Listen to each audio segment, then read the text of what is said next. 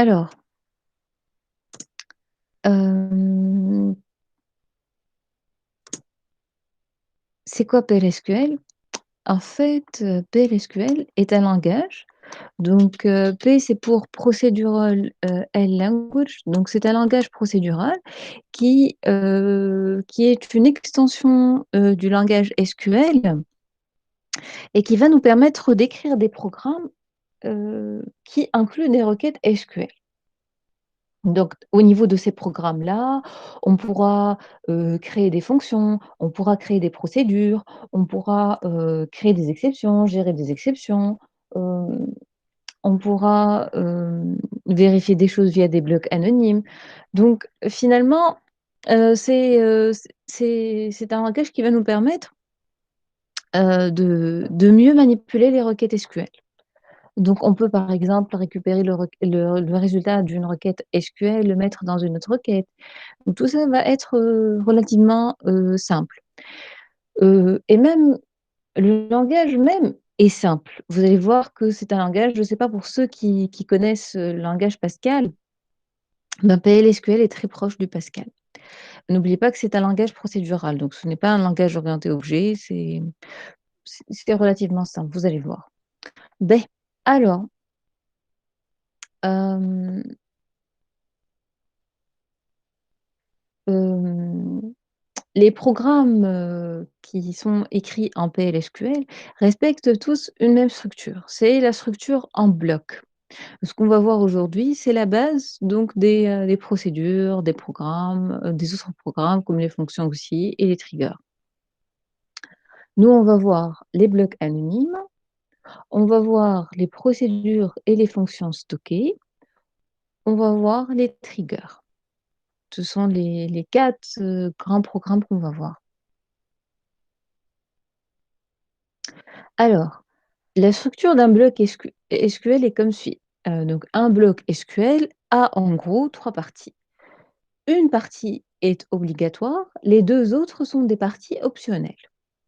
Alors, la première partie optionnelle est la partie déclarative. Elle commence par le mot-clé déclare et elle va nous permettre de déclarer des variables. On peut déclarer de simples variables, on peut déclarer des constantes, on peut déclarer des curseurs, on va voir tout ça. Ensuite vient la deuxième partie qui est la partie, en fait, obligatoire, c'est la partie exécutable. La partie exécutable commence par le mot-clé begin et se termine par le mot-clé end. Ce slash là, en fait, que vous voyez ici dans une ligne à part, il marque la fin du bloc. Il y a une troisième partie qui est optionnelle, c'est la partie de gestion des exceptions. Elle commence par le mot-clé exception. Celle-là, on la verra un peu plus tard. Pas aujourd'hui, en tout cas. Aujourd'hui, on va voir la partie déclarative et la partie exécutable. Alors ça, c'est un exemple de bloc, PLSQL. Ça, c'est un bloc qu'on appelle bloc anonyme parce qu'il n'a pas de nom.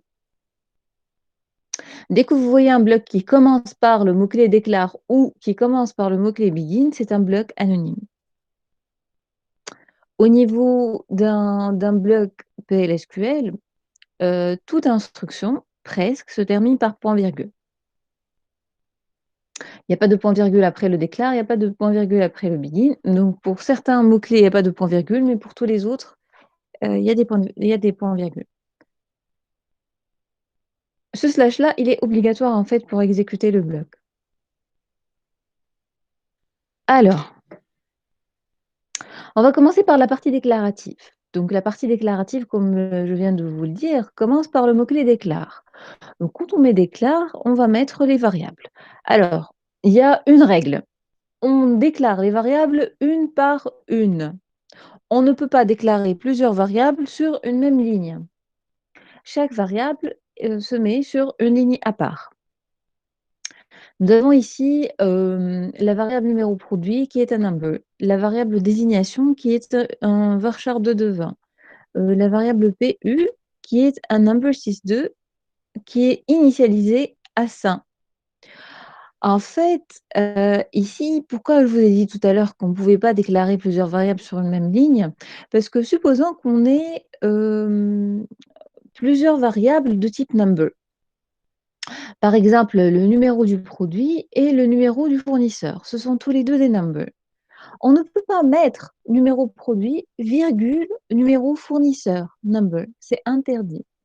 On n'a pas le droit de faire ça. Il faut déclarer chaque variable à part. Alors voici mais vraiment c'est quelques exemples de nouveaux types qui existent dans PLSQL. Alors on va retrouver le type qu'on connaît, le number, il y a l'entier aussi. Ici, pour les entiers, il y a des variantes, les entiers positifs, il y a les entiers naturels. Les caractères existent depuis SQL et varchar 2 aussi.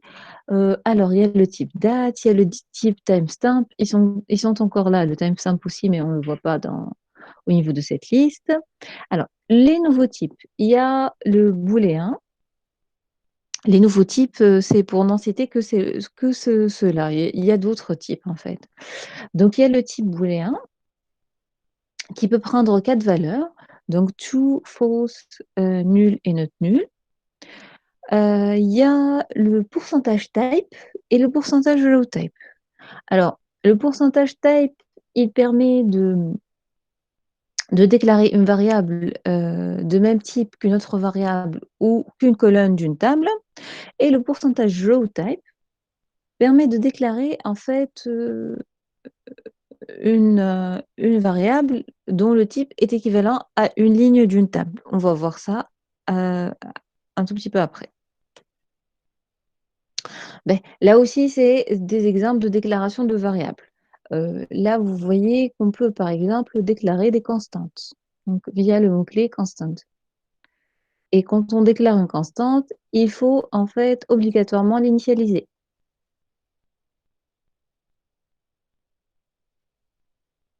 Alors, il faut aussi initialiser les variables qui sont à note nulle, qui ont la contrainte note nulle. Qu'est-ce qu'on peut rajouter d'autre?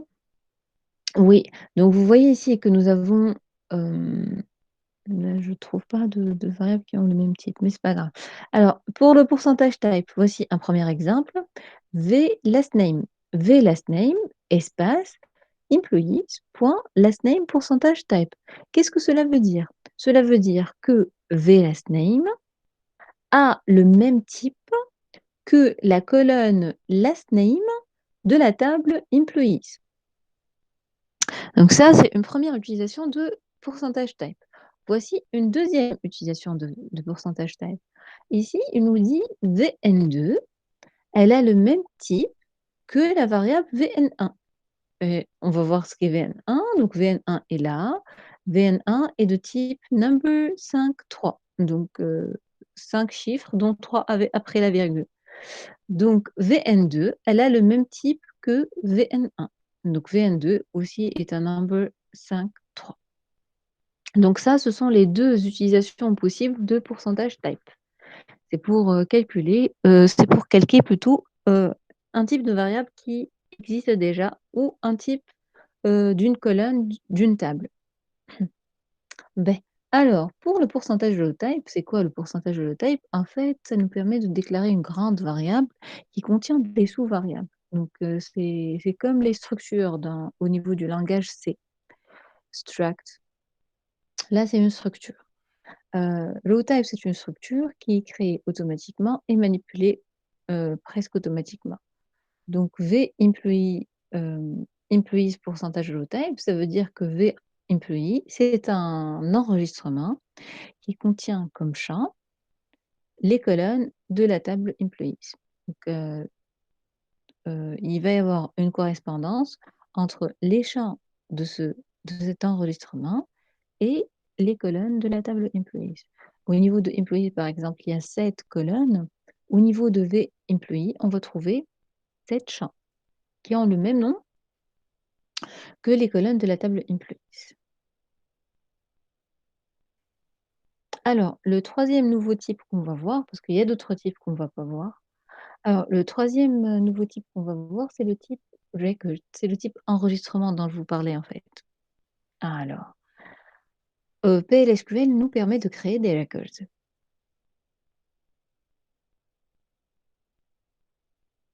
Alors, étant donné que c'est un nouveau type, donc ça commence par le mot-clé type. Type, on écrit le nom, de ce type, de cet enregistrement. On écrit ensuite is record. Ici, on va ouvrir les parenthèses pour mettre les champs, fermer ensuite les parenthèses et après on déclare une variable qui a ce type-là. Voici un exemple. Donc type amp record type is record. Alors dans cet enregistrement-là, dans amp record type, qu'est-ce qu'on va trouver? On va trouver 3 champs. On va trouver un premier champ qui s'appelle last name, qui a le type varchar2 de 25. On va trouver un autre champ qui s'appelle job ID, qui a le type varchar2 de 10.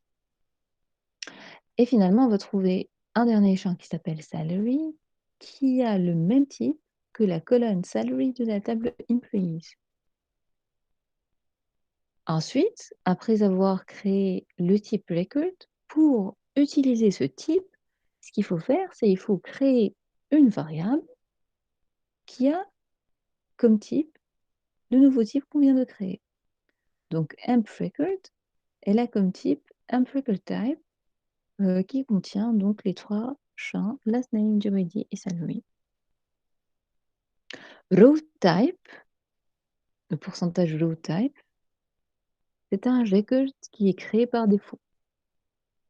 Donc on va pas mettre type, employees, is record, tout ça. Donc tout ça, ça va être créé automatiquement. C'est un record automatique. Alors, voilà, ce sont quelques règles pour nommer les variables. Donc, on peut pas avoir bien sûr de variables qui portent le même nom, au niveau d'un même bloc. Hem, tout ça, donc, il faut commencer par des lettres. Beh, alors, là, c'est juste, un petit rappel par rapport à ce qu'on a déjà vu. C'est pour quand on veut initialiser, on utilise les 2 points égales. On doit initialiser des variables lorsque ces variables sont not nulles ou ont une option default ou une option constante. Il faut obligatoirement les initialiser lors de la déclaration. Sinon, pour les autres, on a le choix. On peut, par exemple, déclarer ou ne pas déclarer. Alors, là, on passe, dans l'autre partie, donc la partie, exécutable. Là, on va pouvoir, là, on va pouvoir écrire notre traitement, en fait. On va pouvoir, affecter de nouvelles valeurs aux variables, on va pouvoir manipuler ces variables, on va pouvoir, écrire notre programme, tout simplement. Ben, je reviens vers l'imbrication après. Alors, autre chose à dire concernant la section exécutable, c'est qu'au niveau de la section exécutable, on va pouvoir écrire en fait des requêtes SQL, pas toutes les requêtes. Il y a certaines requêtes qui vont être acceptées comme telles et d'autres qui ne sont pas acceptées directement. Donc il faut utiliser, ben, des variantes. Ben, alors, des variantes d'écriture en fait. Ben, alors, là on va commencer par donc voir, quelques structures répétitives et quelques structures conditionnelles. Donc on va commencer par la première partie, donc les structures, conditionnelles et on va commencer par le fameux if. Le fameux if qui nous vient avec ses variantes, donc il y a le if tout simple, le if then and if. Donc if condition, then traitement and if. Nous avons aussi, le if qui nous vient avec le else, donc le if condition then else instruction and if. Et bien sûr la forme la plus, développée du if, à savoir donc if condition then instruction, else if condition de then instruction et bien sûr on peut avoir des if imbriqués dans les if, bien sûr. Et là vous remarquez que le else if ne contient pas de e. Mais donc on va voir, tout d'abord des exemples de blocs simples et de blocs avec structure conditionnelle. Donc, je vous ai mis ce fichier, donc si vous voulez suivre. Alors, pour mener à bien l'exécution, mettre, il vaut mieux mettre ce fichier dans un, sur un chemin qui soit assez court. Par exemple, moi, je l'ai mis sur ces deux points SGBD. Et là, j'ai mis donc mes fichiers pour pouvoir les appeler plus aisément.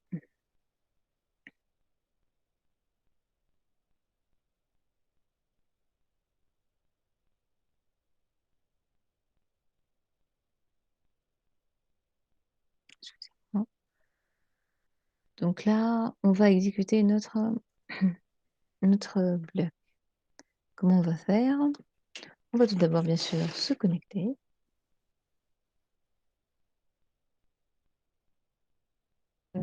J'ai écrit 3N au lieu de 2N. Voilà. Ben, alors, pour exécuter le premier bloc anonyme, il faudrait que je vous explique certaines 2 points. Alors, le premier point, c'est que pour afficher quelque chose à l'écran, on doit faire appel à des fonctions prédéfinies.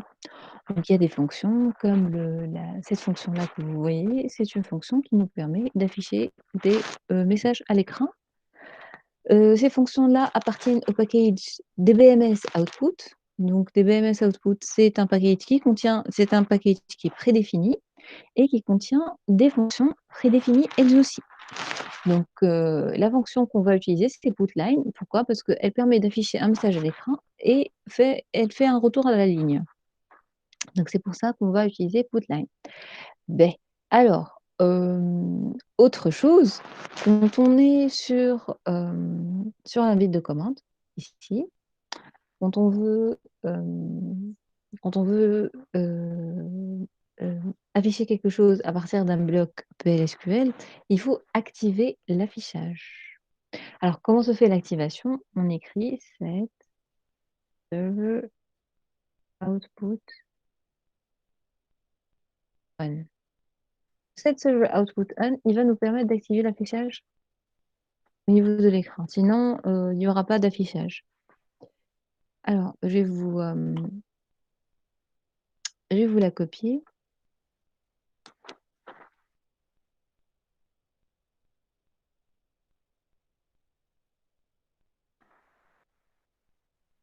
Alors, pour exécuter le fichier, ce qu'il faut faire, il faut écrire arrobase. Il faut mettre le, le chemin avec des anti-slash. Hein.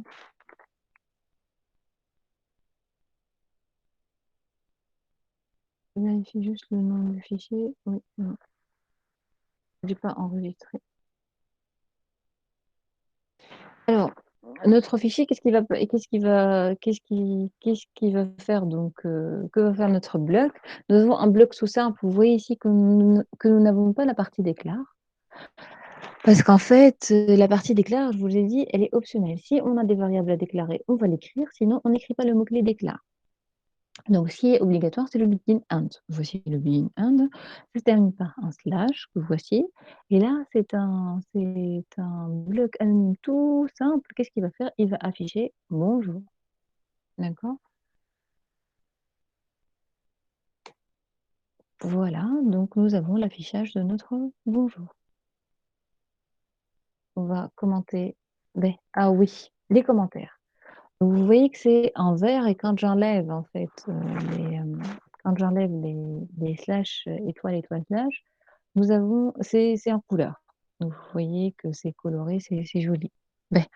Alors ce qu'il y a en vert, bien sûr, oui, ce sont des commentaires. On peut écrire 2 types de commentaires. Alors nous avons les commentaires qui s'écrivent sur une ligne, c'est avec un double tiret, un double moins. Donc ça, c'est un commentaire qui s'écrit sur une ligne. Et pour des commentaires sur plusieurs lignes, comme c'est le cas ici, on va mettre slash étoile, étoile, slash. D'accord? Ça te permet de mettre des commentaires et d'avoir en fait plusieurs blocs dans un même fichier. C'est l'avantage. Alors, ici, on va exécuter notre deuxième bloc. Au niveau de notre deuxième bloc, nous avons un déclare. Donc pourquoi? Parce que en fait, on a déclaré une variable qu'on a appelée var3. C'est une variable de type number et qui a comme valeur par défaut 2. Ici, ce qu'on va afficher, on va afficher hi et on va afficher var3. Vous remarquez ici que nous avons une chaîne de caractères concaténée avec une variable. Donc c'est l'opérateur de concaténation qu'on connaît déjà, le double pipe. Là, on va exécuter. Voilà, donc il nous a écrit hi 2.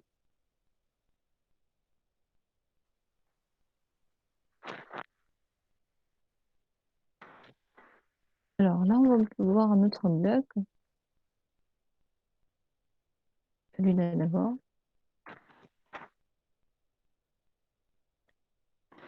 Alors là aussi, c'est un bloc qui n'a pas de partie déclarative, mais qui va utiliser une fonction qu'on connaît déjà, la fameuse sysdate. Vous vous rappelez de sysdate? Elle est là. Donc, begin and dbms output.putline. Bonjour, nous sommes le et sysdate. Donc, on enregistre et on exécute. Bonjour, nous sommes le 20 avril 2021.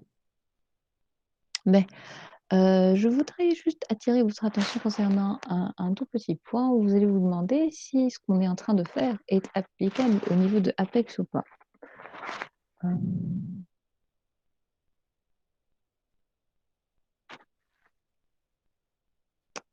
Ah bon? Il ne veut pas se connecter? Voilà.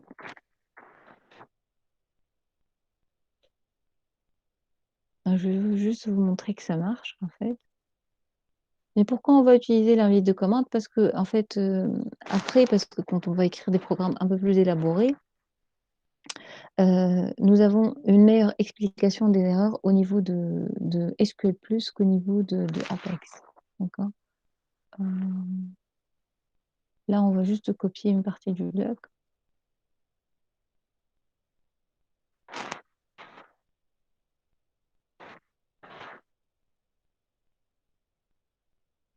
Vous voyez, bonjour, nous sommes le 20 avril 2021, statement process. Mais nous, on va travailler en fait avec Apex. Alors, on revient à nos exemples en fait. Là, on va voir un autre exemple où vous voyez ce qu'on a fait. On a déclaré une variable de type date à laquelle on a affecté la valeur de sysdate. Et au lieu d'afficher sysdate directement ici, on a affiché bonjour, on est le et on a mis la variable. Bien sûr, ça va nous donner le même résultat. Là, bonjour, on est le 20 avril. Alors, cette invite de commande s'appelle SQL+. Vous voyez, vous pouvez y accéder soit ici en tapant SQL. Si c'est en anglais, vous allez avoir exécuter la ligne de commande SQL. Si c'est en français, vous allez avoir pardon, si c'est en français, vous allez voir exécuter la ligne de commande SQL. Si c'est en anglais, vous allez voir run SQL command, un truc comme ça. Ou alors, vous pouvez y accéder. Je ne sais pas pourquoi mon PC plante un tout petit peu. Il ne veut pas nous montrer les, les icônes. En fait, on aura une petite icône comme celle-là ici, normalement. Ouais. Et là, donc, on peut utiliser en fait l'invite de commande CMD. Et à partir de CMD, on écrit SQL+. Et là, on accède donc à SQL+. Voilà. Ben, on va continuer au niveau des exemples.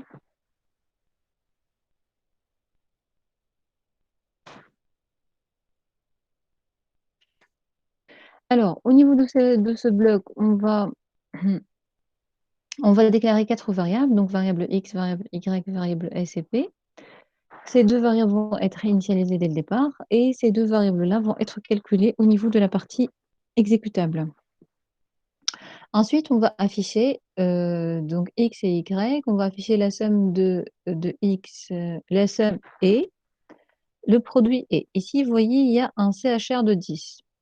Donc, soyez attentifs lors de l'exécution pour connaître ce qu'est ce CHR de 10. On va enregistrer.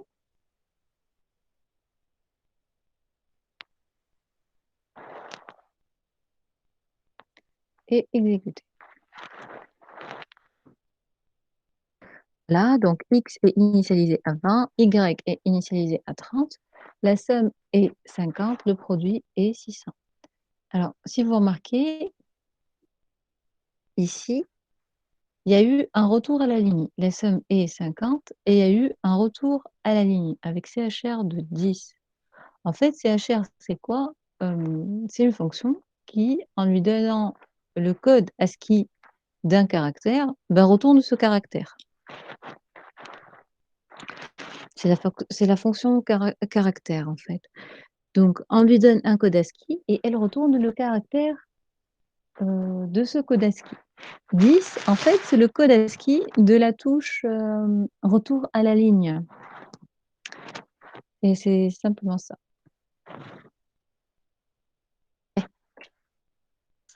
Alors, le dernier exemple qu'on va voir, concernant juste des blocs simples, c'est un exemple avec des variables de substitution. Donc, ce sont des variables qui nous permettent de saisir des valeurs au clavier. Donc, on va exécuter. Vous voyez ici, vous avez un et commercial. Pour dire que ce sont des variables de substitution. C'est pour dire que la valeur va être donnée au clavier. Alors, au niveau de SQL+, on utilise le et commercial. Et au niveau de Apex, on utilise un 2 points. D'accord? On enregistre et on exécute.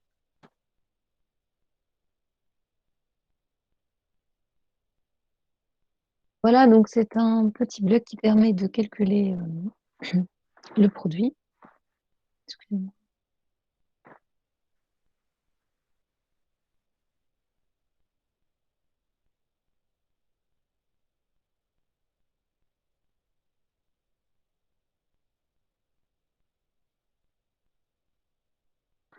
Excusez-moi, donc je disais, c'est un bloc qui permet de calculer le produit de 2 variables qu'on saisit au clavier. Donc 10 fois 30 et 300. Voilà, ce sont les variables de substitution. Et avec cet exemple, donc, on termine la partie bloc PLSQL simple. Ici, nous avons des blocs PLSQL avec une structure conditionnelle, donc avec le if. Alors ici, on a deux entiers, donc A et B. A qu'on initialise à 10 et 20 qu'on initialise à 20. Et le but, c'est d'afficher l'entier qui est le plus grand. Alors, si if A est supérieur à B, then on fera un affichage, on dira l'entier le plus grand est, sinon on écrira l'entier le plus grand est. Et on n'oublie pas notre and if. On enregistre tout ça et on exécute. Voilà. Donc l'entier le plus grand est 20. C'est normal, nous avons 10 et 20 et 20 est plus grand que 10. Voilà.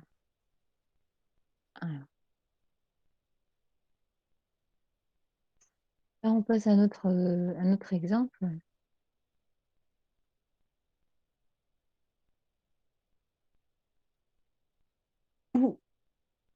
En fait, c'est quoi l'objectif de cet exemple? L'objectif, c'est d'afficher qui est on va afficher V1, V2, V3 et on va dire, et ensuite on va faire un affichage trié.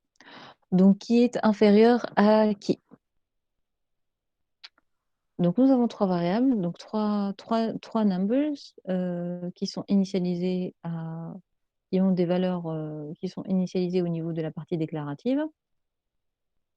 Ensuite, on va effectuer un ensemble de comparaisons pour pouvoir afficher, les afficher avec, tri.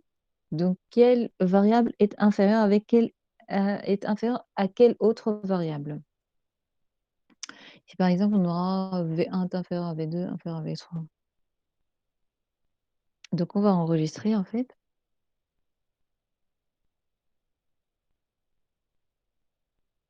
Alors, nous avons V1 est égal à 685, V2 est égal à 125, V3 est égal à 870 et nous avons V2 qui est strictement inférieur à V1 qui est elle aussi strictement inférieure à V3. Donc j'avoue que l'exemple, est assez riche en if, else et else if. Là, je vous laisserai le soin de le contempler davantage. Voilà, ça c'est pour les if. Là, on va voir l'autre structure conditionnelle, c'est la structure case. Donc case, c'est la deuxième structure conditionnelle qu'on va voir. Alors case nous vient avec 2 formats. Il y a le format 1 et le format 2. Ça, c'est le format 1 et ça, c'est le format 2. Ben, on va commencer par le format 2, qui est le format le plus générique. Alors, case, ensuite, il y a rien, il y a le when. When, expression 1, then, instruction 1. When, expression 2, then, instruction 2. Ensuite, si nous avons un traitement par défaut, on écrira notre else pour mettre nos instructions par défaut. Et on n'oublie pas notre end case. Donc ça, c'est pour, disons que c'est pour le format le plus générique du case. Il y a un format, un peu plus spécifique du case. C'est quoi ce format? C'est lorsqu'en fait, nous allons travailler sur seulement une seule expression. On n'a pas différentes expressions à comparer. Donc on va travailler sur différentes expressions et on va travailler avec des conditions d'égalité. Ce qui veut dire qu'à chaque fois ici, j'ai mon expression qui est là et je vais vérifier si mon expression est égale à la valeur 1. Si mon expression est égale à la valeur 2.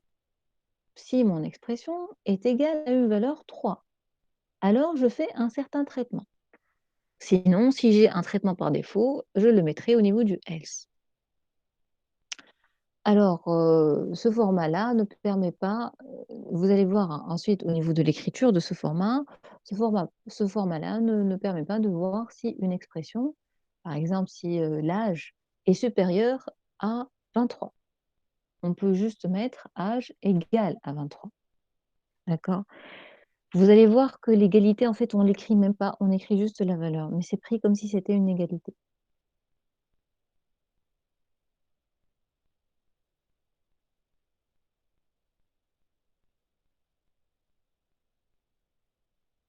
Là, on va commencer avec le premier format du case.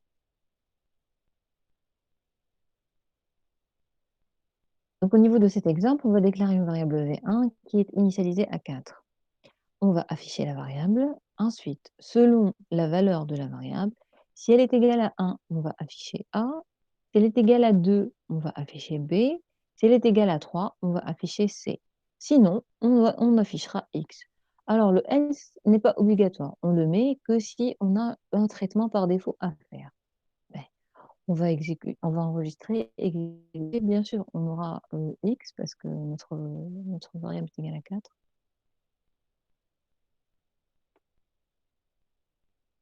Voilà, V1 égale à 4 et X.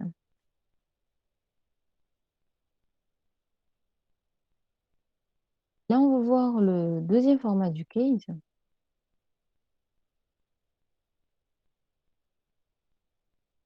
C'est un format qui est beaucoup plus souple que le premier dans la mesure où ici on peut mettre des inférieurs ou égales, on peut faire appel à des fonctions, comme vous le voyez ici. Donc, on peut mettre ce qu'on veut. Ben, donc, nous avons une variable V1 qui est initialisée à 18. Si V1 est strictement inférieur à 5, on affichera A. Si V1 est pair, donc V1 modulo 2 est égal à 0, on affichera B. Si V1 est inférieur à 20, on affichera C. Sinon, on affichera X. Beh, si vous l'avez, bien remarqué, vous allez constater qu'au niveau de ce case, il y a 2 possibilités qui sont valables pour notre V1. Étant donné que V1 est égal à 18, il est à la fois donc ou elle est à la fois la variable inférieure à 20, mais aussi c'est une variable paire, donc V1 modulo 2 est égal à 0. Et là, on va se poser la question, quel est, le choix qui va être fait par le SGBD? Est-ce que c'est un choix arbitraire? Est-ce que ça se fait aléatoirement? Ou est-ce que ce n'est pas arbitraire? Donc on va exécuter et on va voir. Il nous a affiché B. En fait, ce n'est pas arbitraire. Et ce que fait Oracle, c'est il va parcourir en fait ici les différentes conditions. La première condition qui est satisfaite est exécutée. Les autres sont par conséquent ignorées. D'accord? Donc si au niveau de votre traitement, vous avez une possibilité assez importante d'avoir 2 conditions qui sont valables en même temps, il faudrait mettre la plus prioritaire avant l'autre. D'accord? Donc voici pour l'exemple du case. Là, on va voir les structures répétitives.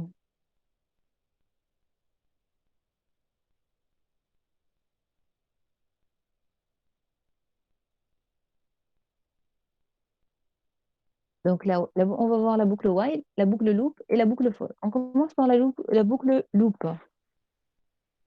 Alors, la boucle loop, donc commence par le mot-clé loop. Vous voyez qu'après le mot-clé loop, il n'y a pas de point-virgule. Donc après le mot-clé loop, on va mettre des instructions et nous avons notre end loop qui est là, avec un point-virgule.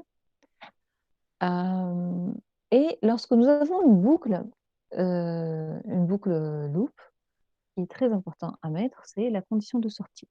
Parce que si on ne met pas de condition de sortie, on est dans une boucle infinie et le programme va planter. Donc ici, au niveau du loop, il ne faut pas, surtout pas, oublier de mettre le exit when, condition de sortie. Après le exit when, il y a un point-virgule, comme c'est le cas ici. D'accord? Donc ça, c'est très important. Donc quand on a une boucle loop, il ne faut pas oublier le exit when. Ben, là, c'est la boucle loop. Là, on va voir la boucle while. La boucle while, non, ce n'est pas une erreur de frappe. La boucle while condition, on va retrouver le loop, end loop. Pour la boucle while, si vous avez remarqué, on n'a pas end while, on a end loop. D'accord? Donc, while condition, loop, on met les instructions et end loop. D'accord? Donc, la boucle en fait loop est la base des 2 autres. On va la trouver dans la boucle while et dans la boucle for. D'accord? Donc ça, c'est une boucle while. Et là, c'est la boucle for. Alors, pour la boucle for, il y a 3 remarques importantes à mentionner.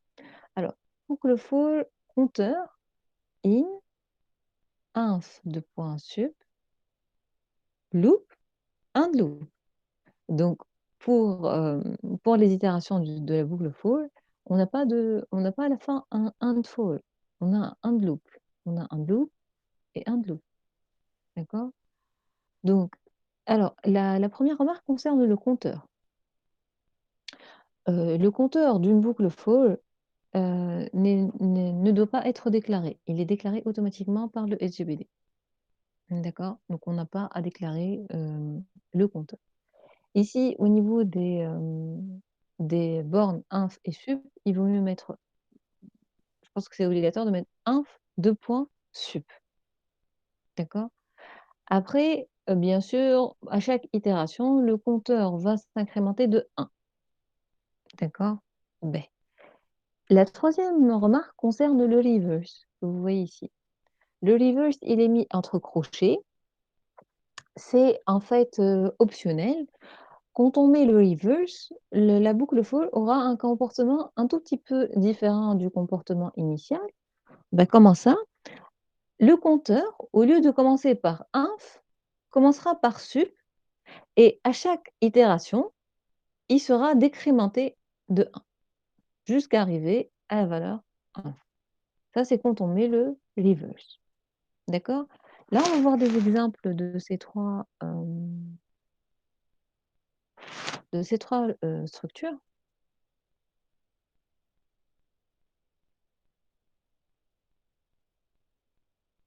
On va commencer par la boucle loop.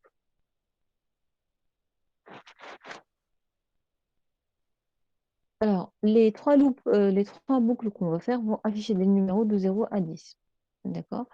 Donc on va déclarer ici une variable A initialisée à 0. Là commence notre loop. Notre loop, elle est là. Donc on va afficher, la valeur de A. On sort lorsque A est égal à 10. Sinon, on va incrémenter A et réitérer. On enregistre et on exécute. Voilà, ça nous a affiché des numéros de 0 jusqu'à 10.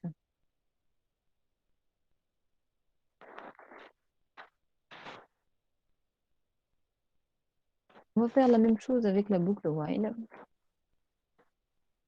Donc, on va initialiser une variable à 0. Tant que cette variable est inférieure ou égale à 10, on affichera la variable et on l'incrémentera. On enregistre. Voilà, ça nous donne le même résultat. Exactement. On fera la même chose avec la boucle for. On enregistre. On exécute et on a le même affichage. Excusez-moi, je vais...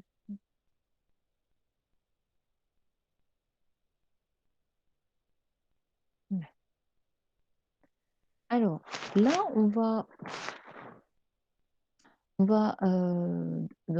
utiliser ce même bloc anonyme, mais en utilisant l'option reverse au niveau de la boucle for. Ici, vous voyez, for A in reverse 0, 10. Loop and loop. Donc là, ça va afficher donc, des numéros qui vont de 10 jusqu'à 0. Ici, sans le reverse, ça va de 0 jusqu'à 10. D'accord? Voilà.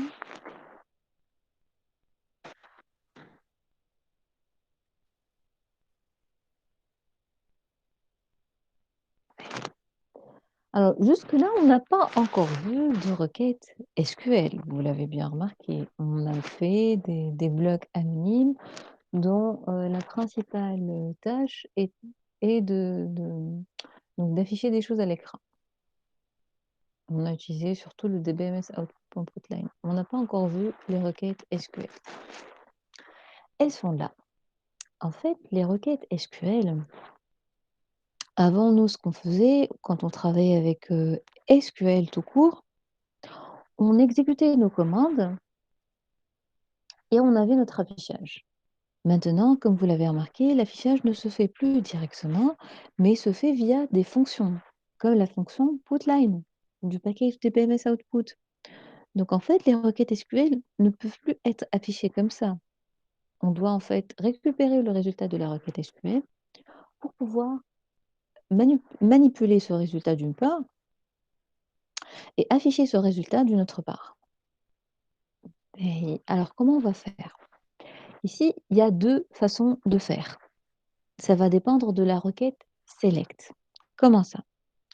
Si la requête select retourne un seul résultat, si la requête select retourne une seule ligne, on va pouvoir utiliser la clause into.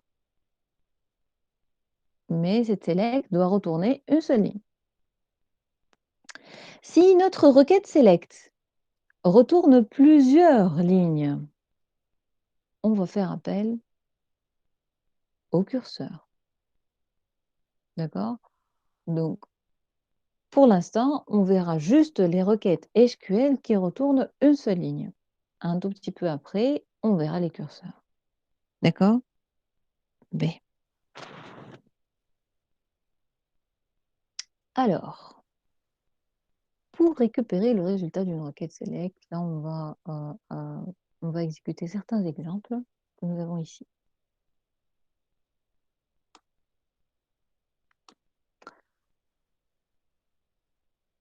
Alors, ici, qu'est-ce qu'on va faire? On va sélectionner. En fait, on voudrait afficher le salaire du Big Boss. Big Boss est l'employé numéro 5. Donc, on va faire un select salary. On va récupérer le salaire du Big Boss. On va le mettre dans une variable select salary into salaire B from employee where employee ID égale à 100. Ce salaire B, c'est une variable qu'on doit bien sûr déclarer. Donc la voici, salaire B. Ça, c'est une variable qui a le même type que la colonne salaire de la table employees, d'où le employees.salary percentage type. Donc salaire B aura le même type que la colonne salary de la table employees. Par la suite, après la récupération du salaire, on va afficher ce salaire.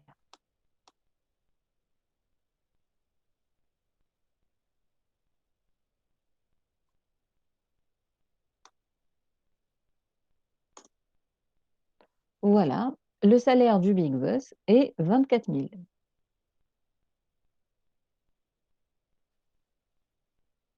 Alors ici, on va récupérer, en plus du salaire, on va récupérer le job ID d'un employé. Ce sera le salaire et le job ID de l'employé 110. Donc, pour ça, qu'est-ce qu'on va faire? On écrira notre requête select. Donc, select salary, virgule, job ID. Et là, avant d'entamer le from, on doit mettre le into. Et là, on va écrire les deux variables qui vont récupérer le salaire et le job ID. Alors, le salaire va être mis au niveau de la variable salaire B. Le job ID va être mis au niveau de la variable fonction. Et vous voyez que les variables sont ordonnées dans le même ordre que les colonnes de la select. Salaire job ID, donc salaire B, fonction. Si on inverse, on aura dans la variable fonction le salaire et dans la variable salaire B, le job ID. Ici, remarquez qu'il y a un seul into. Donc, on ne va pas écrire salary into salaire B, virgule, job ID into fonction. Non, il y a une seule clause into. D'accord? Donc, select salary job ID into salaire B fonction from employees where employee ID est égal à 110. Vous voyez que pour toutes les requêtes, on va faire en sorte que nos requêtes select retournent une seule ligne pour pouvoir les manipuler avec le into. Ensuite, au niveau de l'affichage, cet employé travaille comme, on va afficher la fonction, et gagne, on va afficher le salaire. On enregistre et on exécute.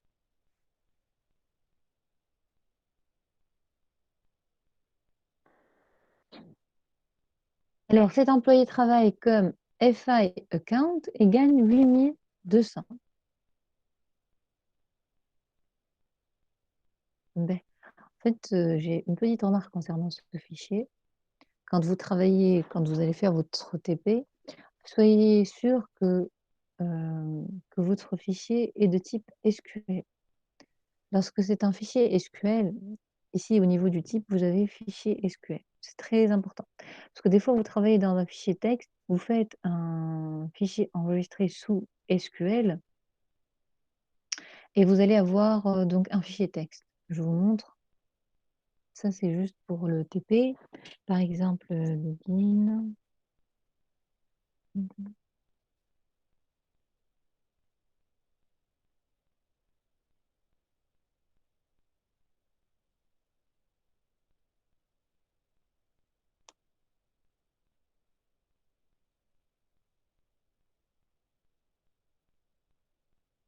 Quand on enregistre comme ça,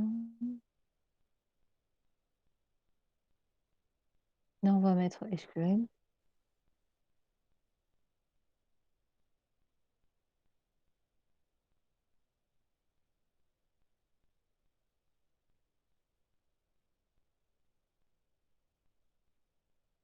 Je dois être sûre que c'est un fichier .SQL, pas un fichier texte. D'accord?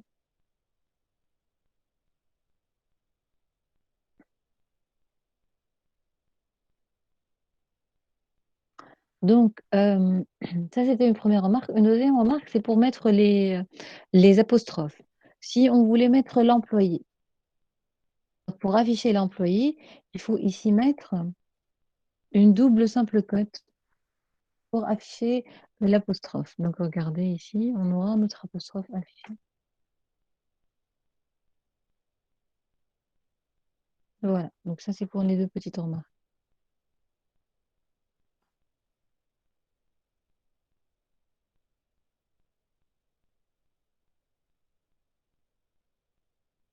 Alors là, ce qu'on va faire, on va récupérer le department ID d'un employé. On va afficher le nom du département. Si c'est le département 10, on mettra département 10. Si c'est le département 20, on mettra département 20. Sinon, on va mettre autre. Comment on va faire? On va écrire notre requête select. Notre requête select va nous permettre de récupérer le department ID de l'employé 200. On va le mettre au niveau d'une variable qu'on va appeler A. Cette variable, elle a le même type que la colonne department ID de la table employees. Ensuite, après le select, on va venir écrire notre case. Donc, au niveau de ce case, qu'est-ce qu'on va faire? Donc, on va utiliser le premier format du case. Donc, case A when 10. Donc, c'est comme si on écrivait when A égale à 10. Ça équivaut à when A égale 10. Donc, when 10, then, ici, regardez ce qu'on va faire. Parce qu'on ne va pas afficher directement, mais on va mettre une portion de l'affichage au niveau de la variable D.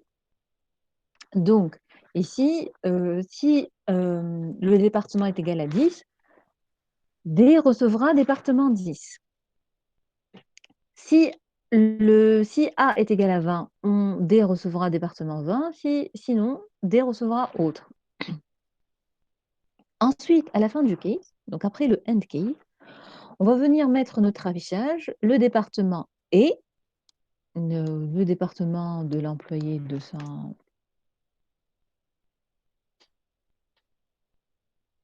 Voilà, auquel appartient l'employé 200 et on mettra ici petit d qui nous renseignera sur le département. On enregistre. On aurait pu mettre beaucoup de DBMS, 3 DBMS. Donc au lieu d'avoir un seul DBMS ici, on aurait pu mettre DBMS ici, then DBMS, then DBMS, then DBMS directement. D'accord?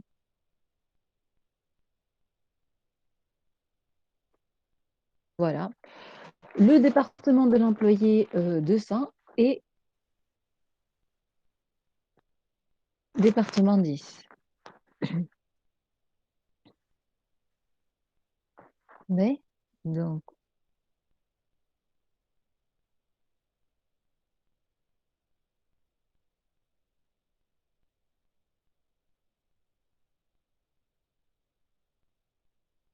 alors, depuis tout à l'heure, on travaillait avec des variables pourcentage type, si vous l'avez remarqué.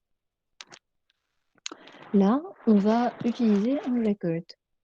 On va utiliser un record, pourquoi? Pour maintenir en fait les variables ensemble. on va créer un record qu'on va appeler trec1. Excusez-moi.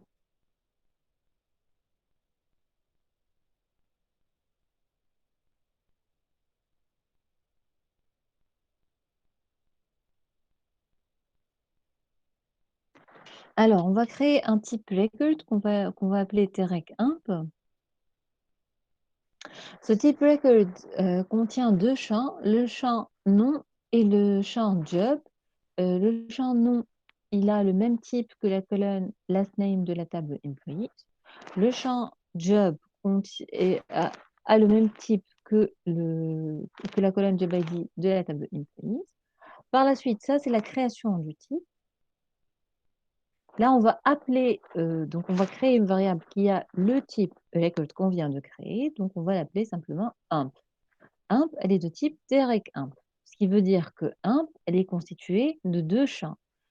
Elle, euh, elle est constituée du champ nom et du champ job. Alors, ici, on va sélectionner donc le last name et le job ID de l'employé 100. Donc, je vais mettre tout ça sur une même ligne, de l'employé 100. Si regardez bien le into, comment on va faire pour le into? Pour accéder en fait au nom, on écrira imp.nom. Pour accéder au job, on écrira imp.job. Parce que si on écrit nom directement, il n'y a pas de variable qui s'appelle nom directement. Il y a la variable imp.nom et la variable imp.job. D'accord? Donc, ces deux variables-là, parce qu'elles sont contenues au niveau du record imp. Ensuite, pour l'affichage, donc pour afficher le nom et le job de l'employé 100, on écrira le nom et imp.nom. Le job et imp.job. D'accord? Donc ça, c'est quand on manipule un record. On enregistre et on exécute. Voilà, donc le nom du big boss c'est King et il a comme fonction addPress. Le président de...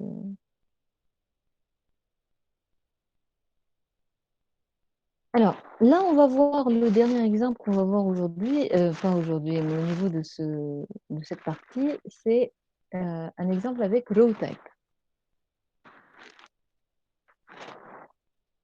Donc, au lieu d'utiliser des variables simples, ou au lieu d'utiliser un record, on va utiliser un record spécial qui est le RowType.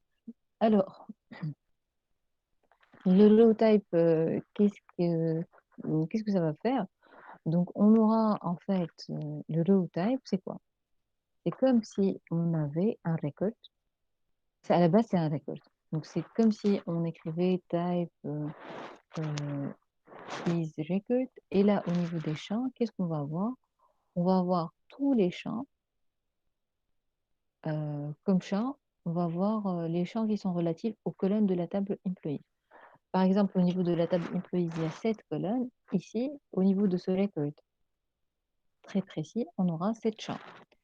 Puisqu'on n'a pas donné de nom au champ, c'est un record, et on n'a pas donné de nom au champ, donc les noms des champs de notre record de ce type seront les mêmes que les noms des colonnes. Ce qui veut dire on va avoir un champ, ici au niveau de vimp, on va avoir un champ qui s'appelle last name, un autre qui s'appelle job ID, un autre qui s'appelle manager ID, un autre qui s'appelle employee ID, un autre qui s'appelle department ID. D'accord? Donc, c'est un record qui est créé par défaut. Alors, quand est-ce qu'on va utiliser RowType? C'est la question qui se pose. On va utiliser RowType, ce serait intéressant en fait d'utiliser RowType lorsqu'on déclare, lorsque notre requête select, elle va sélectionner presque toutes les colonnes d'une table. Donc, au niveau de la select, on fera par exemple un select étoile ou un select qui va prendre, disons, 80% des colonnes. C'est là que c'est intéressant d'utiliser un RowType. C'est pas intéressant d'utiliser un low type lorsqu'on veut sélectionner juste une colonne ou deux. D'accord? Et que la table contient beaucoup de colonnes, bien sûr. C'est proportionnel à la taille de la table, le nombre de colonnes de la table, je veux dire. Donc ici, qu'est-ce qu'on va faire? On va faire un petit select étoile into vamp from employees where employee ID égale à ça. Donc on va sélectionner toutes les données relatives à l'employé 100. Le petit bémol de low type et de record aussi, c'est qu'on ne peut pas les afficher directement. Donc pour afficher ce low type, donc ce record par défaut, ce qu'il faut faire, c'est il faut à chaque fois appeler les champs un par un. Ce qui veut dire, si on veut appeler le nom de l'employé, on écrira v1.lastname. Si on veut appeler le département de cet employé, on écrira v1.departmentID. Si on veut la date de recrutement, on écrira v1.hiredate. Donc à chaque fois, il faut faire des appels au champ souhaité. Donc ça, c'est la particularité de LowType et des records en général. Là, on va exécuter notre bloc. Voilà, il va nous afficher des informations concernant Big Boss, qui s'appelle Stephen King, qui appartient au département 90, qui a un salaire égal à 24 000, etc. Voilà. Ça, c'est pour les requêtes select qui retournent une seule ligne. Maintenant, on va voir quel mécanisme devrait-on utiliser lorsque notre requête select ramène plusieurs lignes, plus qu'une ligne du moins. On va utiliser ce qu'on appelle les curseurs. Alors, c'est quoi les curseurs? Les curseurs, en fait, un curseur, c'est une variable qui pointe sur le résultat d'une requête SQL. On peut distinguer deux grands types de curseurs. Les curseurs dits implicites et les curseurs explicites. Alors, les curseurs implicites, comme leur nom l'indique, sont des curseurs qui vont être déclarés et manipulés automatiquement par Oracle. Donc, c'est Oracle qui va gérer ces curseurs. Quand est-ce que Oracle, justement, va manipuler ces curseurs implicites? Il va les manipuler lorsque la requête select retourne une seule ligne ou lorsqu'il s'agit d'une requête LMD, donc d'une insertion, d'une modification ou d'une suppression de données. C'est là que Oracle va utiliser les curseurs de façon implicite. Mais lorsque la requête SQL, la requête select, ramène plus qu'une ligne, qu'est-ce qu'il faut faire? Il faut que l'utilisateur déclare et manipule ce qu'on appelle un curseur explicite. Donc cette variable-là va être déclarée par l'utilisateur et c'est l'utilisateur qui va la manier, qui va la manipuler, d'accord, pour afficher les requêtes. Parce qu'en fait, il est utile de vous dire que au niveau d'une requête, au niveau d'un bloc PLSQL, on ne peut pas récupérer le résultat d'une requête select directement. Ce qui veut dire que, ce que je veux dire par là, c'est que on ne peut pas récupérer toutes les lignes d'un seul coup. Ce qu'il faut faire, c'est il faut récupérer les lignes une par une. C'est comme ça que fonctionne PLSQL. Donc, lorsqu'on a une requête select, la récupération du résultat de cette requête va se faire ligne par ligne. À chaque fois, on récupère le résultat d'une ligne, on effectue le traitement souhaité, ensuite on passe à la ligne suivante. C'est ce que nous permet de faire en fait un curseur explicite. Il nous permet de parcourir le résultat d'une requête select ligne par ligne. C'est pour ça qu'on va l'utiliser. D'accord? Alors, le curseur qu'on va utiliser nous, ce qu'on appelle les curseurs explicites statiques. Alors, au niveau pour ces curseurs, on va voir, qu'on doit les déclarer, qu'on doit les ouvrir, les exécuter et les fermer. Alors, donc on retrouve les 5 étapes. Donc il y a la première étape, c'est l'étape de déclaration. Ensuite, c'est l'ouverture. Ensuite, ça, c'est le traitement, donc on va récupérer la ligne et boucler. Vous allez voir pourquoi. On va boucler, en fait, pour récupérer toutes les lignes et ensuite on va, fermer le curseur. On va voir pourquoi il y a l'ouverture et la fermeture. On commence par la partie, déclarative.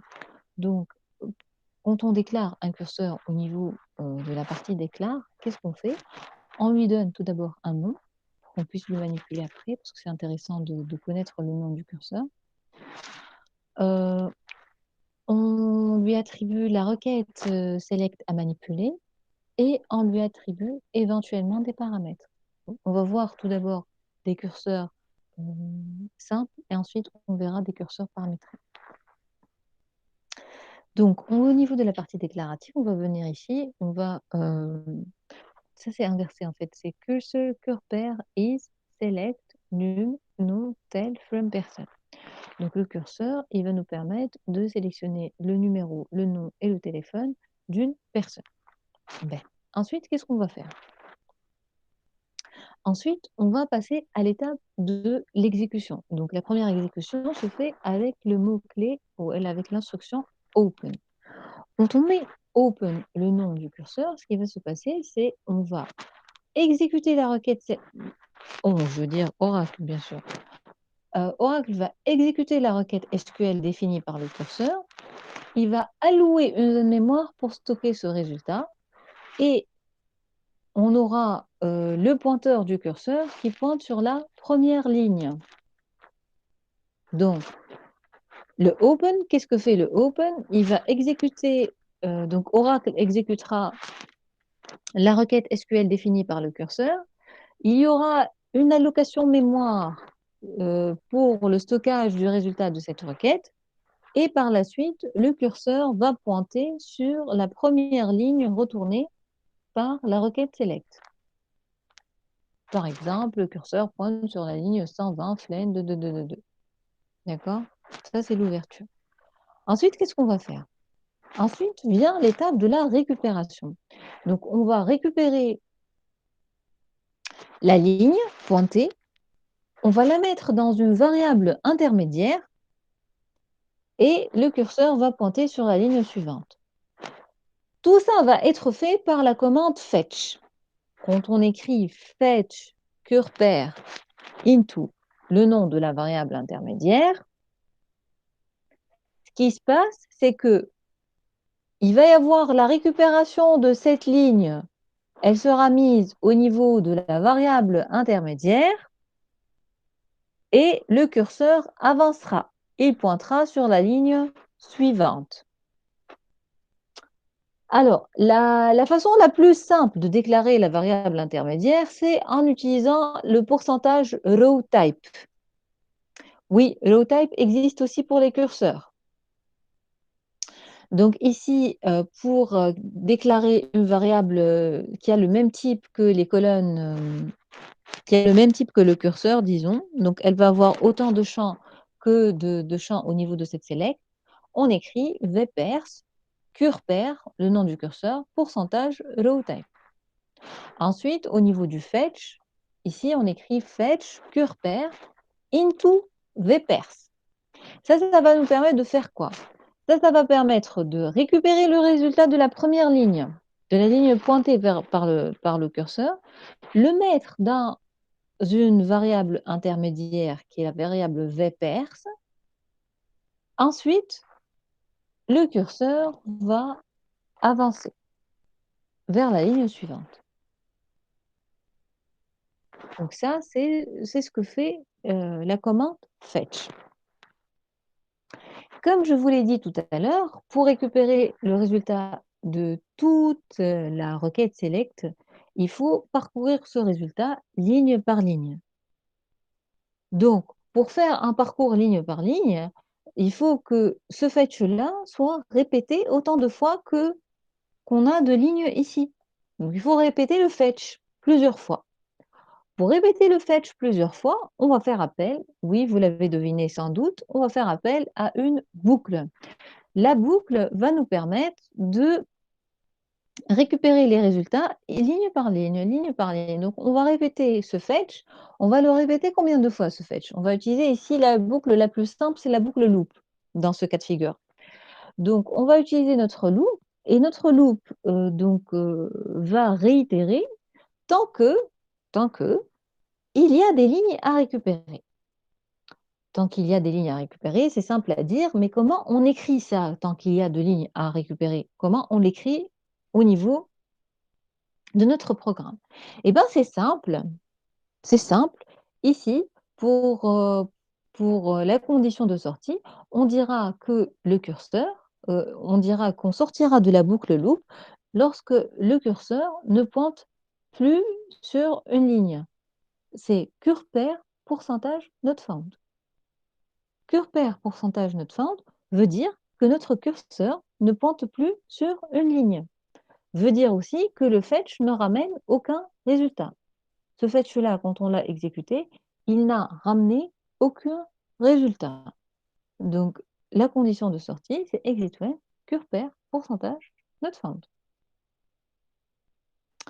Là, on a déclaré, ouvert notre curseur et on a parcouru toutes les lignes de notre requête select. Il est temps de faire quoi? Il est temps de fermer notre curseur. Pourquoi est-ce que la fermeture de notre curseur est importante? En fait, simplement parce que la fermeture du curseur va permettre de libérer l'espace mémoire qui a été alloué pour le stockage du résultat de la requête select par la, par la commande open. Si vous vous rappelez, quand on a fait open le nom du curseur, ça nous a permis d'exécuter la requête select. Ça nous a permis de stocker, d'allouer un espace mémoire et de stocker le résultat de cette requête select au niveau de cet espace mémoire. Donc, le close est ici très important pour libérer l'espace mémoire qui a été alloué. Vous savez qu'il y a beaucoup de problèmes qui apparaissent au niveau des programmes lorsque la gestion de la mémoire n'est pas faite correctement. D'accord? Ça, c'est après le close, donc pour libérer la mémoire. Ici, nous avons notre exemple où on déclare le curseur, on déclare notre variable qui a comme type row type du curseur, pardon. On ouvre notre curseur, on met notre boucle for, on met notre fetch, on met notre condition de sortie exit when, le nom du curseur, pourcentage not found, et notre close curpair. Ben. Sachez que cette écriture est l'écriture la plus rigoureuse. On va voir après comment on pourra créer des curseurs et écrire des curseurs avec une écriture plus simple. Bien sûr, vous devez connaître cette écriture. Il n'y a pas de doute là-dessus. Mais on va voir qu'il y a après, au niveau des TP, il y a des utilisations plus simples. Alors, on va commencer tout d'abord par un premier bloc qui ne contient pas de curseur, comme vous l'avez remarqué. Ici, c'est un déclare, begin, select, end. Notre select ici, si vous faites un tout petit peu attention à ça, c'est un select salary into salaire from employees where department ID égale à 80. Sachant que le department ID égal à 80 contient plus qu'une quarantaine d'employés, cette requête select, eh ben, elle ramène plusieurs lignes. Là, je vais vous montrer quelle est l'exception qui est générée, quelle est l'erreur qui est générée par Oracle lorsque la requête select ramène plusieurs lignes et lorsque vous avez besoin d'utiliser un curseur. Exécute. Je vais juste changer le nom du fichier.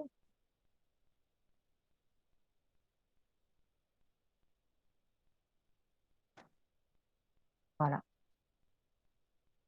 Donc, lorsque vous avez cette erreur, Le code, c'est 1422, aura 1422. L'extraction ramène plus que le nombre de lignes demandées. Sachez que votre requête select ramène plusieurs lignes et qu'il faut utiliser un curseur. Parce que vous avez ce aura 1422, ça va être en français ou en anglais. En anglais, c'est une too many rows. Cette exception s'appelle too many rows. C'est la too many rows. Donc, l'extraction ramène plus que le nombre de lignes demandées. D'accord? Donc, quand vous avez ça, sachez que vous devez utiliser un curseur.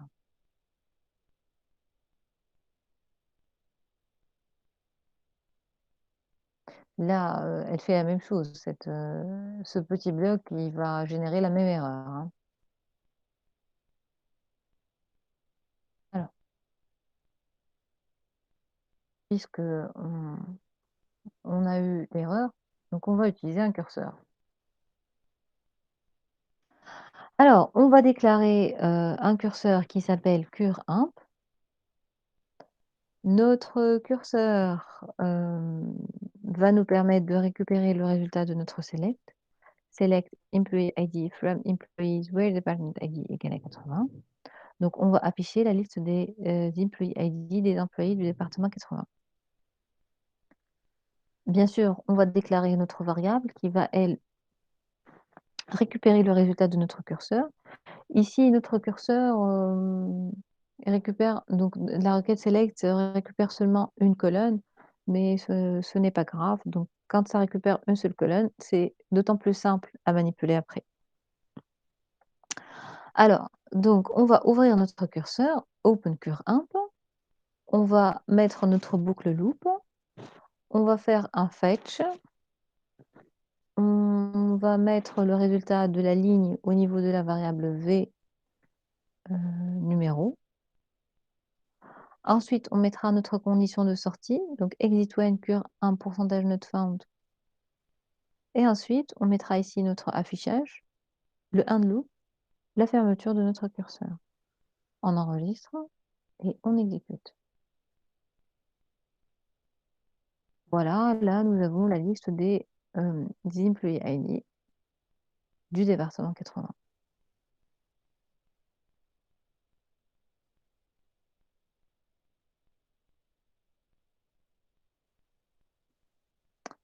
Alors,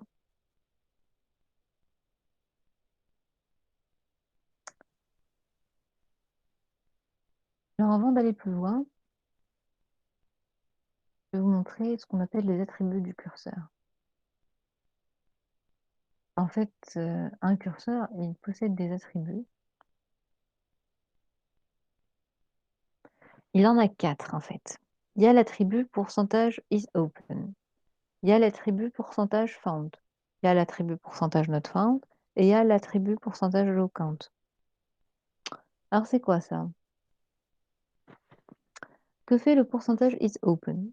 Alors, le pourcentage is open vérifie si le curseur est déjà ouvert ou pas. Parce qu'en fait, si on est au niveau d'un programme qui manipule un curseur et qu'on essaie de réouvrir le curseur dans le même programme, il va nous dire, il va générer une exception. Il va dire cursor is open. Donc, pour vérifier si le curseur est ouvert ou pas, on utilise le pourcentage is open. Mais ensuite, nous avons le pourcentage not found. Le pourcentage not found, et il va renvoyer vrai si le fetch ne retourne aucune ligne. Si on pointe sur le end of file, si vous voulez. Le pourcentage found, c'est en fait l'inverse de pourcentage not found. Il va générer vrai lorsque le fetch réussit à lire une ligne. Et finalement, nous avons le pourcentage low count. Alors, c'est quoi le pourcentage low count? Le pourcentage low count permet de renvoyer le numéro de la ligne qui est sur laquelle pointe le curseur. Donc, le pourcentage low count donne le numéro de la ligne sur laquelle pointe le curseur.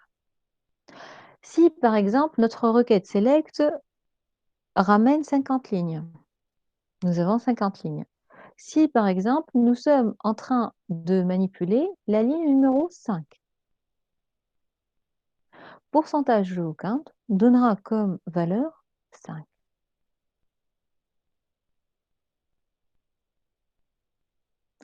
Alors pour écrire ces attributs, il faut mettre le nom du curseur, pourcentage, attribut.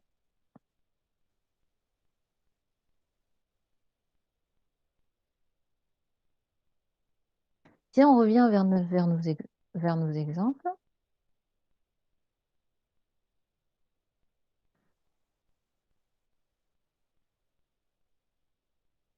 ici qu'est-ce qu'on va faire? On va lister les ID et les salaires des employés du département 80.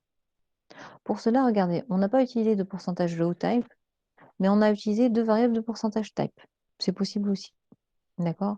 La version la plus simple, c'est d'utiliser un pourcentage low type, mais on peut utiliser des variables pourcentage type.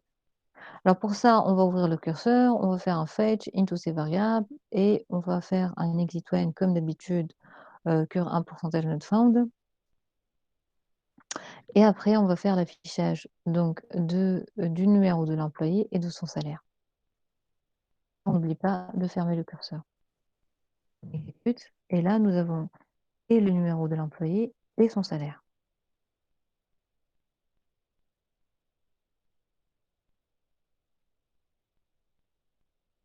Alors, dans cet exemple, on va utiliser le pourcentage low count, l'attribut du curseur. Donc ici, notre curseur, qu'est-ce qu'il fait? Il affiche le department ID et le department name à partir de la table Departments, order by one, order by department ID. Et en fait, notre curseur va nous permettre donc de récupérer les department ID et les department name. Donc pour ça, on a utilisé une variable low type. Donc on va mettre notre résultat au niveau de VDEP. Et par la suite, pour le parcours, on écrira vdep.departmentID, vdep.departmentName. Ici, regardez, on a utilisé l'attribut du curseur, le pourcentage low count, pour récupérer le numéro de la ligne. Ça va nous faire en fait des lignes numérotées. On va voir ça. Vous voyez ici qu'il y a eu l'affichage des différents départements et que ici, le numéro qui va de 1 jusqu'à 27 a été donné par le low count. Bien sûr, si on veut récupérer par exemple le total des lignes retournées par la requête select, ben, il suffit de récupérer la dernière valeur de low count.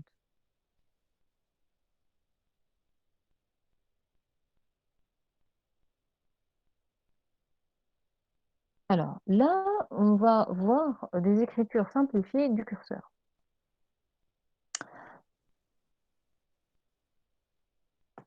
Alors,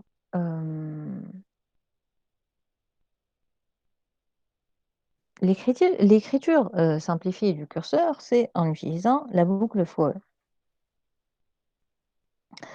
Alors, comment ça? On va déclarer notre curseur comme d'habitude, mais le parcours va se faire via une boucle for. On va mettre for, le nom du record, in, le nom du curseur, loop, end loop.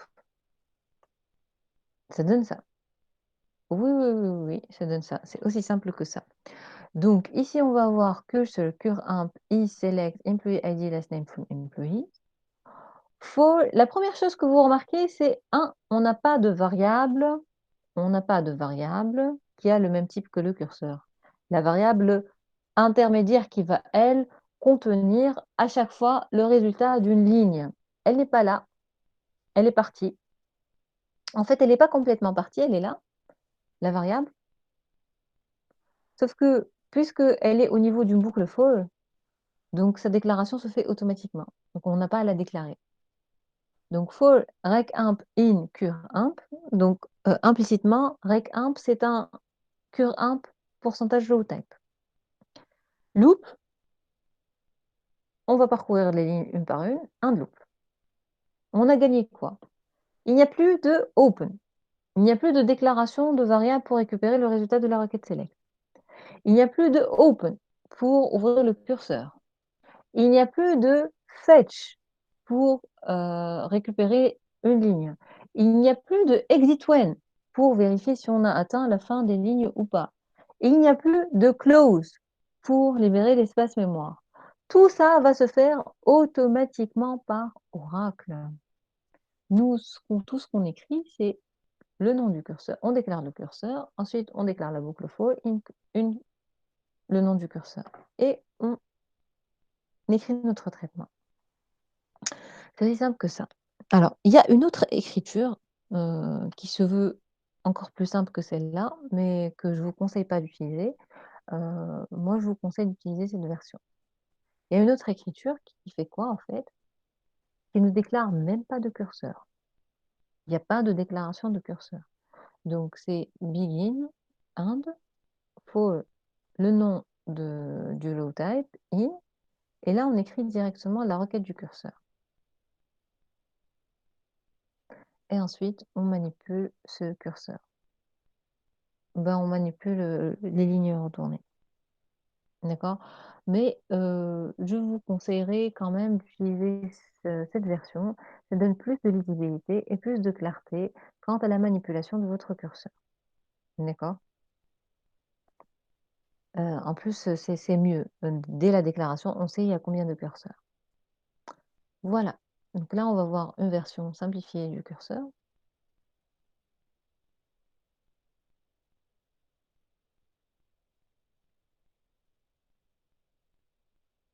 Donc, your dep, il select department ID, department name from departments.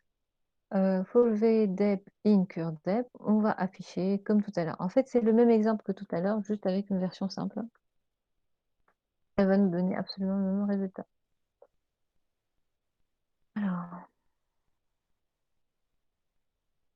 Alors ici, de quoi on parle? On va sélectionner la moyenne de chaque département. On va afficher la moyenne de chaque département.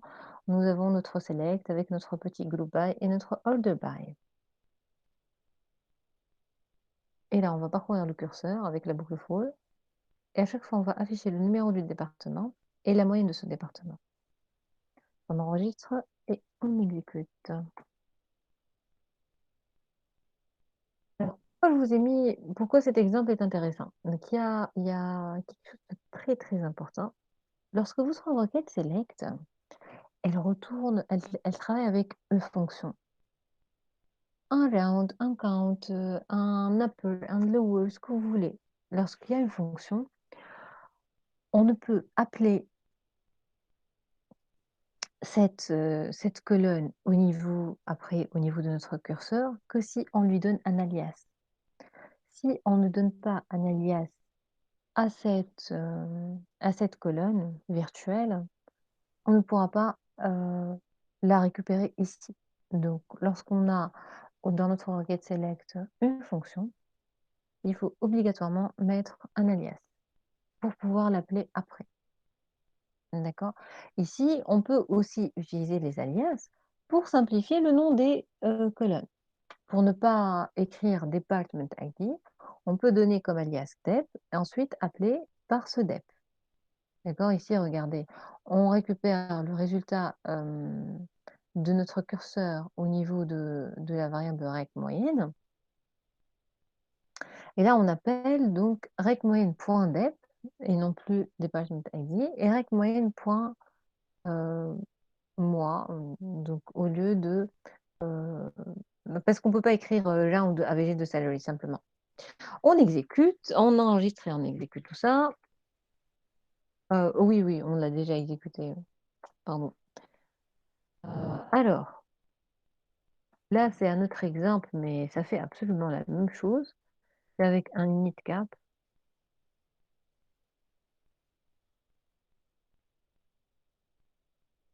Alors, c'était une fonction de groupe, là, c'est une fonction de ligne.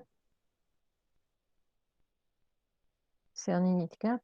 Et vous voyez que on était obligé de donner ici un alias. D'accord? Sinon, ça ne marcherait pas.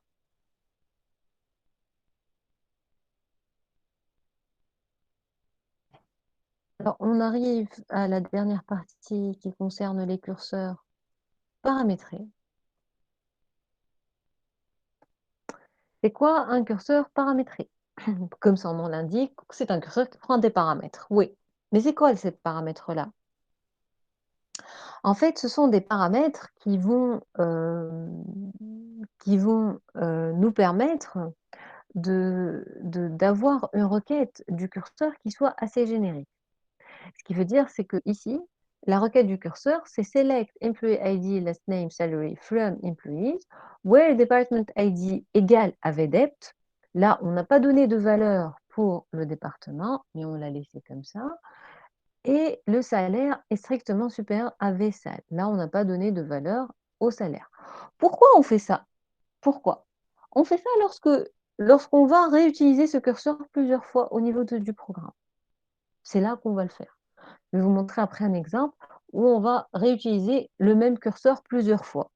Et à chaque fois, on ne va pas s'amuser à chaque fois à le créer avec des paramètres différents quand même. Mais on va faire une version qui est un peu générique, qui prend les valeurs qui vont changer, elle va les prendre en paramètres au lieu de les avoir figées.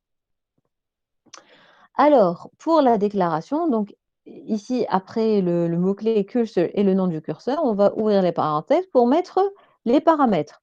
Alors, le premier paramètre qu'on mettra, bien sûr, on va lister les paramètres un par un. On met le nom du paramètre suivi du type du paramètre. Alors, pour le premier paramètre, on a choisi de mettre number comme type. Et pour le deuxième paramètre, c'est via un pourcentage type. D'accord? Ensuite, lors de l'appel du curseur, c'est quand on l'appelle, le curseur, qu'on donne les valeurs de ces paramètres. Ici, c'est au niveau du open. Open cur imp 80 6000. Ce qui veut dire que ici, le département sera 80 et le salaire 6000. Donc, on va sélectionner les employés qui ont un salaire supérieur à 6000 et qui appartiennent au département 80. D'accord?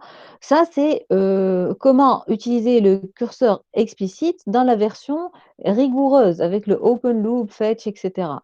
Nous, on va le faire avec la version, for. Donc ça, c'est une version avec loop, avec, open, pardon. Ça, c'est une version avec for. Donc ici, c'est la même chose. On a, un seul paramètre ici, c'est le paramètre department, ID, donc, pdep. Ici, notre requête select, c'est un select employee ID last name from employees where department ID égale à pdept. Et lorsqu'on va appeler le curseur, c'est à partir du for employee ID, pardon, for employé in C de 50. C de 50, ça c'est le paramètre du curseur. C de 50, là on va afficher donc les employee ID et last name de ces employés. On enregistre et on exécute. Voilà, là, ce sont les employés du département 50.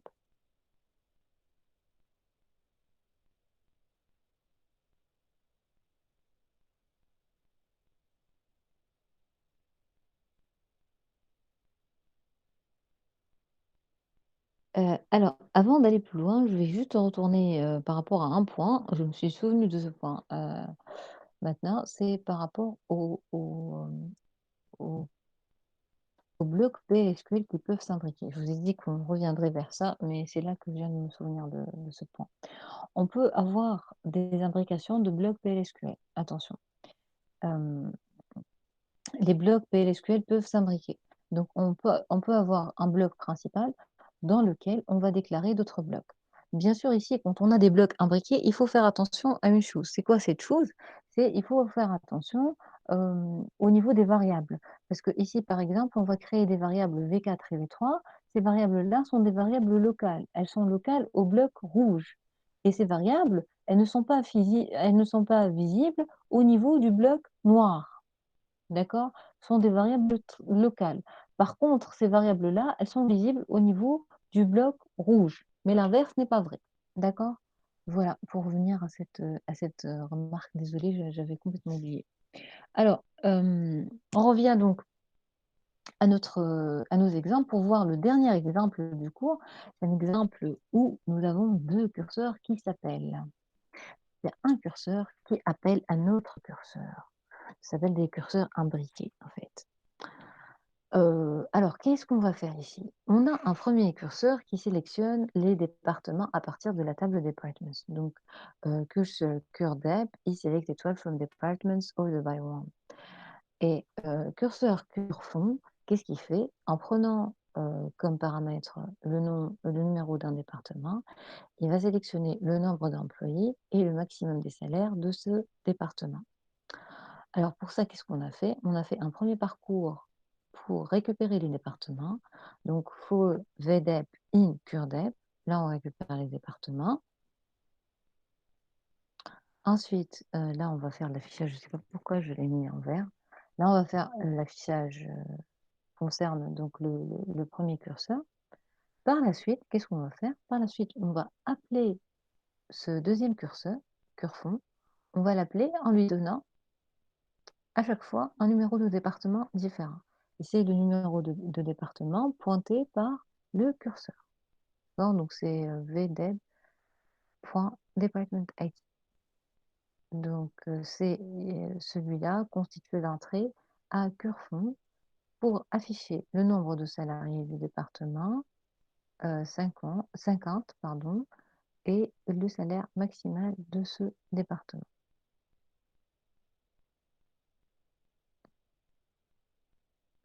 Là, et on va exécuter.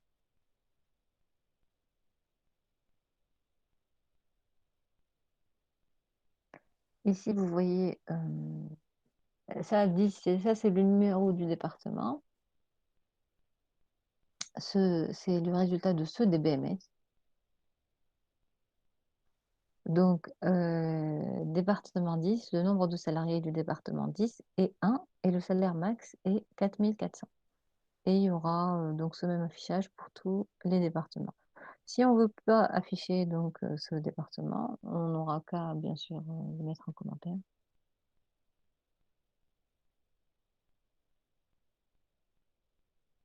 Et là, on aura donc notre affichage, le nombre de salariés du département, 10 et 1, le salaire max, etc.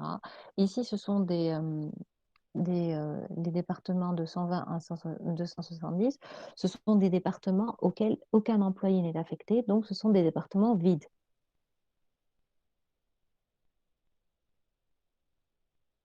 C'est pour ça que le count nous renvoie un 0 et le max nous renvoie nul. D'accord? Donc voilà la partie bloc anonyme et curseur du langage PLSQL. Je ne sais pas si vous avez des questions.